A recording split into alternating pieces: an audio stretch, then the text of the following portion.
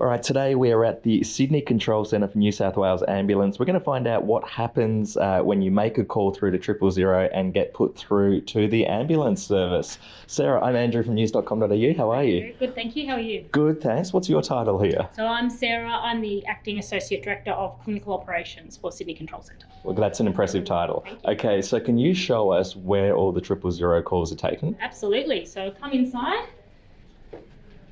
You'll just have So this is the Sydney Control Centre. It is one of 4 control centres for New South Wales Ambulance, with the others located in regional locations. This centre is all call takers, with our dispatch staff for Sydney Control at another location.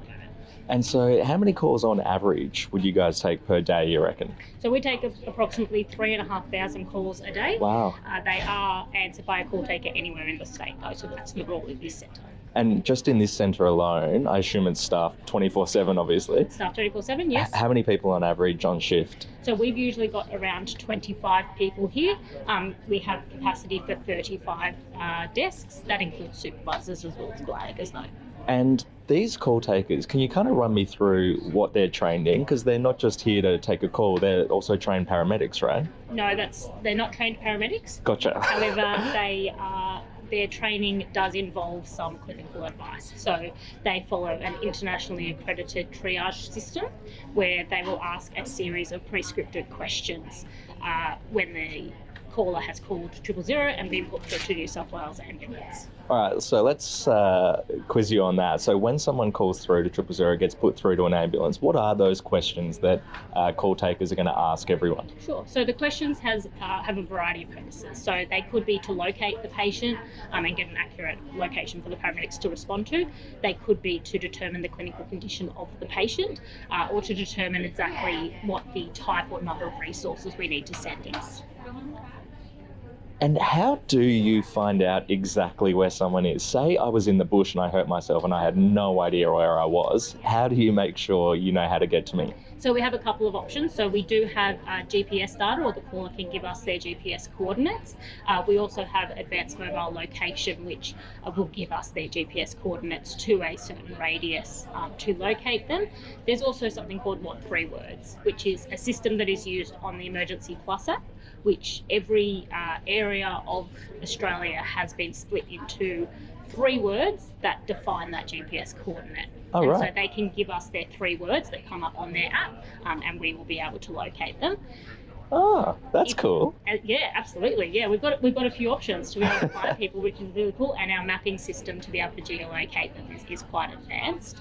In metropolitan areas, it's very important for the caller to know exactly what the address is. The other important thing is their call street. Gotcha. I'm seeing these lights above the computers here. What are they? So the green lights indicate that a call taker is on a call. And then the red lights, when they go off, they are when the call taker has requested assistance from their supervisor. Right, okay. So are you able to show me some of what happens on these computer screens? Are you allowed to? I'll give you a walkthrough. So we'll just look from afar. Mm-hmm. And so what you can see is the call taking screens have a variety of information on them. We have a map, which is being able to see where the job is, also being able to see where our resources are. And then we have a couple of queues. So we have a pending incident queue, any jobs which we are awaiting a response. We have an active incidents queue. They are the ones where ambulances are already responding, or a resource of some description is responding. And then we also have the unit status queue. So that's all of our resources that are available to be assigned to a job. Okay. We also have, on the system, we have our triage system, which is, as I said, internationally accredited tool where the series of questions regarding the patient's clinical condition will be asked. The other thing that system provides us is the instructions. So whilst you say they're not paramedics, they do receive a certain amount of training to be able to provide instructions around CPR or resuscitation, hemorrhage control, burns management, choking, childbirth, and it gives them that series of of instructions depending on how the patient is presenting. So that's, I think, quite interesting and important to talk about the fact that, there is a triaging system. Yeah. Some people, I assume, when they call through, think that no matter what they're going through, it's the most important case in New South Wales. But, there's only a finite number of ambulances, right? You've got to make sure that the people who need it the most get it first. Yeah. Yeah, All so right. it is very important that we ask that series of scripted questions and that the caller, best to their ability, answers those questions. We understand that not every caller knows all of that information depending on the patient's presentation or whether they're in with the patient. So answering those questions to the best of the ability allows us to prioritise our workload based on those clinical conditions and get them the most appropriate response. So I know that you used to be a 000 call taker. Is there someone we can chat to as well who's Absolutely. doing the I job? have call taker Angie who's willing to talk to you. All right, let's go find Angie. I hope I'm not interrupting her work too much.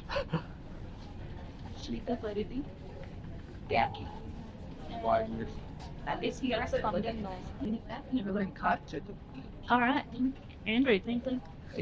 This is Angie. She's one of our emergency medical call takers. Angie, how you going? Sorry to interrupt your work. That's okay. How long have you been doing this job? I've been here since November last year. And, I mean, the first question I want to know, I would be the worst person at this job because I would panic when someone would call me. How do you stay so calm? I think you have to have the ability to stay calm, but I think every call is so completely different that you don't know what you're going to get. So, yeah, I think just answering the call and taking it as it comes, really. Yeah. Yeah, I don't really have any calming techniques. It's like, it's a little bit of the unknown. And it must be frustrating sometimes if you get people calling for an ambulance that maybe aren't that bad off. Does that happen a lot? I wouldn't say frustrating. I think everybody's idea of an emergency is completely different as well. And I don't think anything is less than anybody else. So somebody might have a minor problem, but to them that is an important emergency. So I think just treating every caller exactly the same and keeping it what's the word I'm looking for? Keeping it even throughout as well. Yeah. Is it hard to decompress after a shift? I think it can be, definitely. I think it's important to have friends at work as well because everybody here knows exactly what you're going through. So it's nice and easy to be able to talk to those around you. And then when I go home, I try not to take anything home with me. Yeah. So a lot of people always want to say, what was your worst call you had today? Or what did you hear today? And things like that. So I think it's just important not to go into those things because other people don't really need to hear what you're dealing with at work. But yeah, just having mechanisms at home, like going for a swim or knitting or anything like that. Knitting, okay. That's new. What is it you love about the job? What's the most rewarding part? I think helping people, that's definitely the big part for me. I've always wanted to work in an industry where I help people. So yeah, every call being unknown and then just being able to be that calm voice on the end of the line for people's emergencies is always nice. I wonder if there are people watching this now going, I swear that's the woman I spoke to on the phone. She helped me so much. I hope so. Is there a call that you'll never forget that stands out in your mind for any reason? I do think when you get a call for pregnancy, I always think that that's quite special. And I think everybody here thinks the same as well. So it's new life. So it's always very exciting. Obviously, it's quite stressful, but I mean, we've got all of the steps in place to make it as calm as possible. But yeah, being able to say at the end of the call, like, what's their name or where are you booked into, all of those sorts of things. So it's always exciting when it's a pregnancy. Have you had anyone name the baby after you yet that you helped? Okay.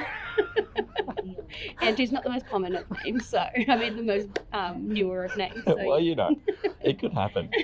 And just on that, like if you help people in like bizarre areas having to give birth, like stuck in a car or side of the road.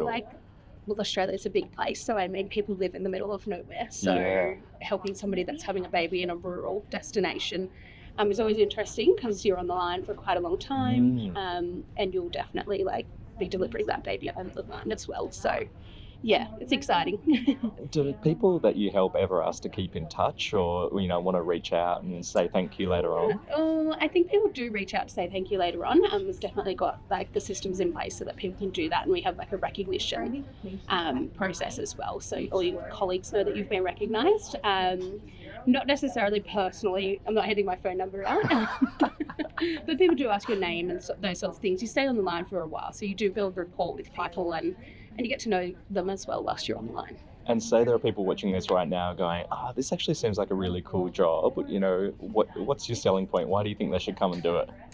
I just think it's a beautiful job. It's Yeah. really nice to be able to help people when they're at their time of need. It's really, really rewarding. You get a lot from it. I should probably let you get back to it Thank you. because now you can just, like, if someone calls, be like, I'm talking to news.com.au. I'm too busy at the moment. Thank you so very much. much for Have the a chat. good day. Appreciate it. Thank you. Okay. Well, if people call through, I understand that there's another centre in New South Wales at Sydney Olympic Park. Can you explain what happens out at that venue? Sure. So the Sydney Olympic Park venue currently has the Sydney Control Centre dispatchers. However, the dispatchers are also located in our 3 regional centres. So the calls that our call takers are taking here and around the state could actually be for a job anywhere in the state. Right. So once the call taker has taken that call and they enter it in what I was describing earlier as the pending incident queue, the dispatcher responsible for the resourcing of that area will elicit a response to that job, or it will go elsewhere for a secondary triage. Now, is that called the State Operations Centre? The State Operations Centre, yes. All right. That's right. Well, with the magic of editing, or are you going to go check out that place right now? Today we're at the State Operations Centre in Sydney Olympic Park. All right. And what happens here? So currently here we have our Sydney Control Centre dispatchers and we have our virtual clinical care centre on level 6. We have corporate people on other levels. All right. So if you could give us like a really quick overview of what the dispatchers do and the VCCC. Sure, absolutely. So the dispatchers here, we are dispatching every request for ambulance in the Sydney Metropolitan Basin. And we are split into geographical areas with each dispatcher looking after a certain area of Sydney. And the VCCC? The VCCC are doing a secondary triage and referral service, and we'll talk to Elliot later specifically about what they do. And is the grand plan for all of those call takers that we met the other day to move in here at some stage? That's correct, yes. The grand plan is they will move in here and all of Sydney Control will be located here. Great. All right. Well, I'd love to chat to a dispatcher if possible. I'll introduce you to Eden. Eden, this is N. Hi, how you going? Lovely to meet you, Eden. All right, so tell me, what exactly is your job? I am one of the dispatchers here at Sydney Control. So the call takers you would have met the other day, they take the 000 calls.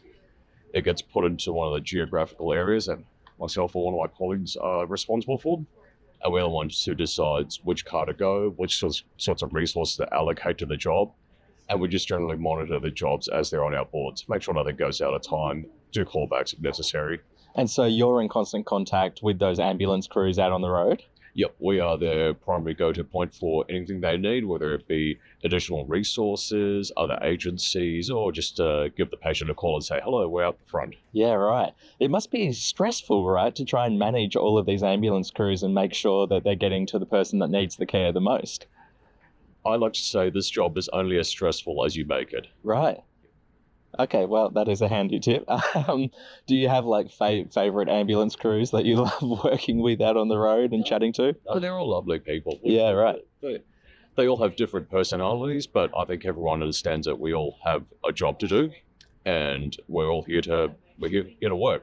It must be tough sometimes when you have to make a call last minute when an ambulance is really close to someone's house and you go, oh, there's a more urgent job that's popped up. That must be a hard part of the job to have to divert them. It does, but what I find helps is keeping the patient and other stakeholders in the loop, telling your supervisors why you've made that decision, giving the patient a call back just to say, look, I know you saw an ambulance drive past. There's a very good reason why that happened. Awesome. Great. All right. Well, lovely to meet you, Eden. Keep doing your work. I won't bother you. Thanks for the chat. All right. So, is it cool if we check out the VCCC? Oh, yeah, let's go. All right. Let's have a look.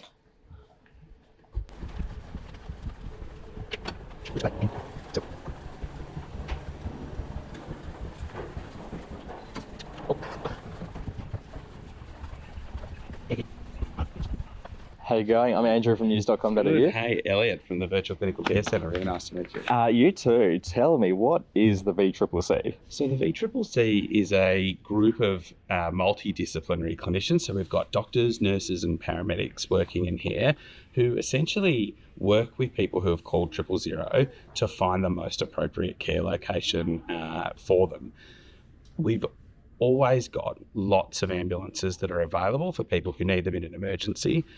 Sometimes, though, we can help people get care faster through connecting them to lots of alternate strategies that the system has that they just may not be aware of.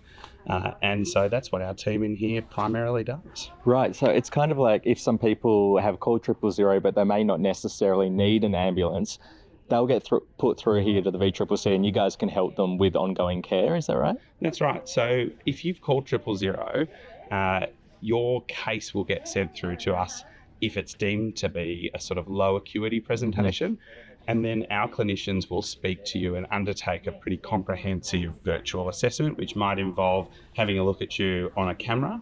And then they'll work with you based on what your presentation is to get you to the most appropriate care. If that is an ambulance, then you'll still get an ambulance.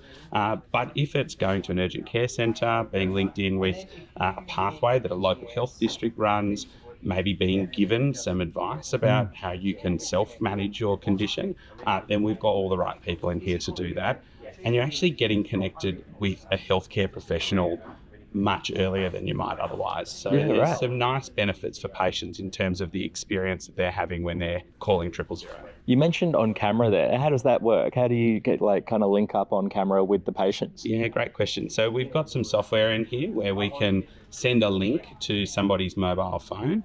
So they do need to have a camera capable device, and we'll always ask that question as part of our standard approach in doing an assessment. And then it's pretty easy from a user perspective. They literally just push the button or tap the link and it will just automatically load up, and it'll be a video link with that individual clinician and we can see them and talk to them. They can see us if that's helpful. Some people don't like having to see us as well, but it can be a two-way camera feed, and it really helps our clinicians then to be able to not just hear and speak to the person, but also see what they look like and get a really good sense of how to appropriately manage the risk that might be associated with the reason it called 000 today. And the VCCC must really help making sure that our hospitals don't get clogged up all the time, right? Is that one of the major roles that it plays? Yeah, I think one of the things that we've noticed in the 4 years that we've been operating is that certainly when we're able to help patients find appropriate care that is right for to find appropriate care that's right for the reason that they've called, it does often end up in an avoided emergency department presentation, though not always. And so in that way, we do certainly play a role in helping to try and reduce the demand on emergency departments, especially during really busy periods like winter. And can you give me an example of a case that might get put through to the VCCC rather than sending out an ambulance? Yeah. So it may be something like a minor injury that somebody has had at home. So let's take a laceration on their arm. They've called 000 because they want some healthcare and they're not sure exactly where they might need to go. And then our team can have a look at that. And depending on what the extent of the injury is, they might send a specialised paramedic specialist resource, like an extended care paramedic, or they might link them into an urgent care centre. And if at any point it feels like they need to go to an emergency department, they can still make that happen. But minor injuries is one example. The other thing that we often find ourselves doing is speaking to patients who are in residential aged care facilities that might have quite complex healthcare needs. And we've got a really excellent team here, including emergency physicians, so doctors, specialist doctors that work in emergency departments, and senior nurses and senior paramedics who can actually work to support residential aged care facilities to make sensible decisions around treatment for patients who are in those environments. And so sometimes that might be supporting healthcare to be delivered in the aged care facility itself, and linking in with services that support residential aged care facilities. But it may also be to arrange the most appropriate ambulance resource at the most appropriate time. So It's everything from those minor injuries to perhaps more complex health needs that we can deal with in here.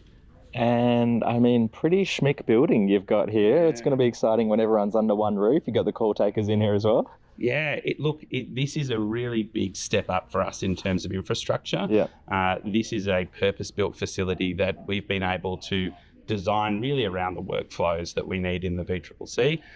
You might notice behind me that we've got clusters of pods so that our clinicians are able to easily turn and speak to each other, have collaborative conversations, escalate concerns. And so really it's purpose-built around the workflows that we have here. It also gives our clinicians everything that they need to undertake appropriate virtual care right at that one console. Even though we've got a distributed team across the floor plate, it's possible to get help from any one of your clinicians that are around the room to someone without them needing to leave their desk. So it's been a great addition for us and certainly is going to allow us to grow and continue to provide the benefits that we see every day out of the VCCC. Well, thank you for your time, Elliot. I don't want you to miss any calls because of news.com.au. So thanks for the chat. Lovely to meet you. Keep up the good work. Okay, cheers. All right, Sarah. Well, I feel like that's the end of the tour, right? Yeah, that's right. Thank you again for letting us inside New South Wales Ambulance. If people are interested in jobs, there's jobs going, is that right? Yep, the vacancies are advertised on Seek.com and other recruitment platforms. And so, they're always recruiting, particularly for our call taker positions. And so just go onto one of those websites and press the apply now button and we'll see your application come in. Awesome. All right, thanks again for the chat. Amazing. Thank you.